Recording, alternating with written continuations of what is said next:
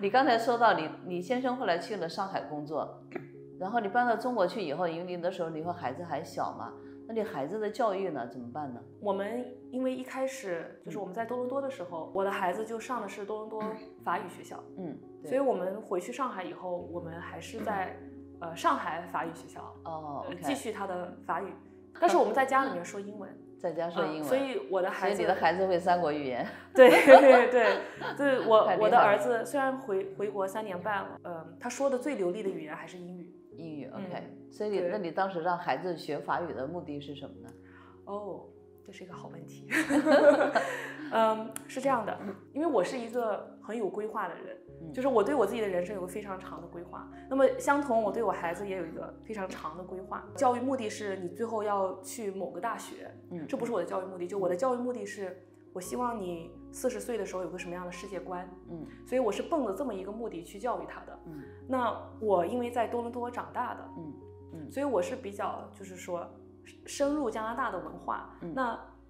加拿大的文化是什么 ？multicultural。对，所以我从小在加拿大长大，我受到的环境是，我对面是印度人，坐在我旁边的是希腊人，那坐在我斜对面的可能是菲律宾人。每天早上，我们的校长就会说广播，他就会说，哦，今天印度在庆祝他们的新年，我们就是跟着印度的同学一起为他们就是欢呼庆祝。从小我都在庆祝不同国家、不同文化的节日也好，然后我身边也有朋友就是来自各个地方的，所以对我来说，就是我们不要以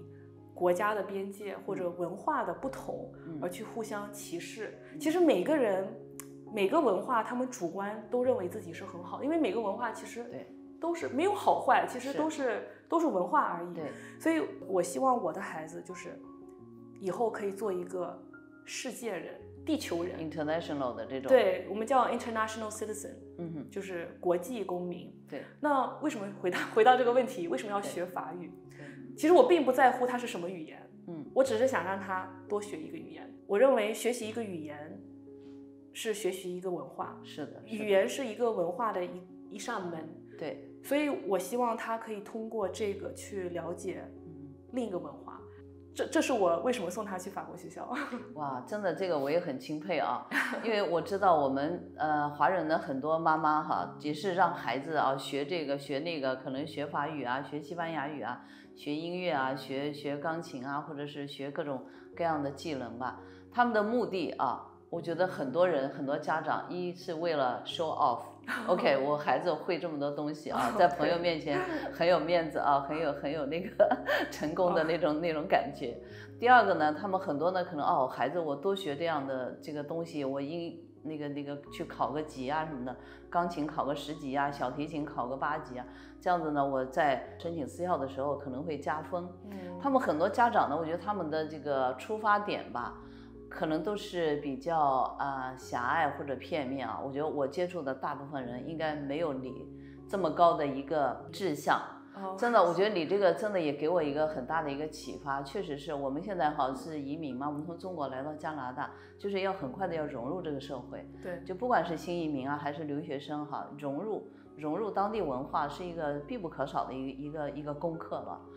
而且呢哈，就是你提到的，就是因为文化的差异。像你法国的文化和英语的文化，然后我们华人的文化、印度文化都是截然不同的，对，所以互相之间都是要互相尊重，对，而且互相包容，对。其实这也是加拿大这个成功的这个移民国家的一个策略，对。而且你的这个教育理念真的非常好，我觉得值得我们很多年轻妈妈的借鉴，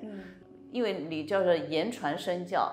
你妈妈的一些想法会直接影响到孩子的成长，是的。如果你从小就培养孩子这样一个大的世界观，或者是一个包容的这个文化的这种胸怀的话，我觉得对孩子的成长是非常的好。谢谢，希望对我们下一代也是很正能量的一个方向。因为我知道很多家长就像你说的，我希望我的孩子要考10级，就钢琴10级，英文要考得很好，这些都是为了可以进一个很好的大学。但是进了大学以后呢，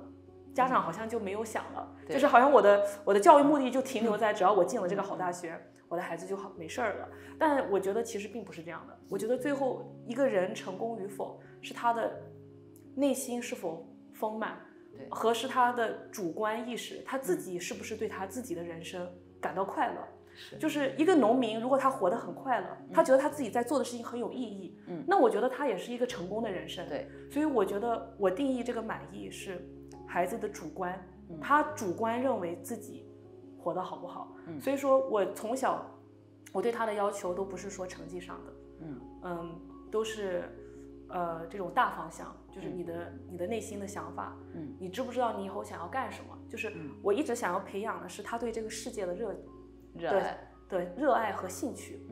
之后我想要做什么，就是我自己有没有梦想，然后我自己去追求，而不是我在后面追着他说，哎，你做这个了没有？你赶紧去做这个，你赶紧去报这个，你应该去做这个。所以我一直都是我自己在 push 我自己，因为我想要达到一个样子，我想要达到一个目标，然后我去追求。其实这才是最好的动力，就是自己的内驱力，而不是外在父母去推你干什么。对，外力的影响肯定是能起到一定作用，但是是短期的。对。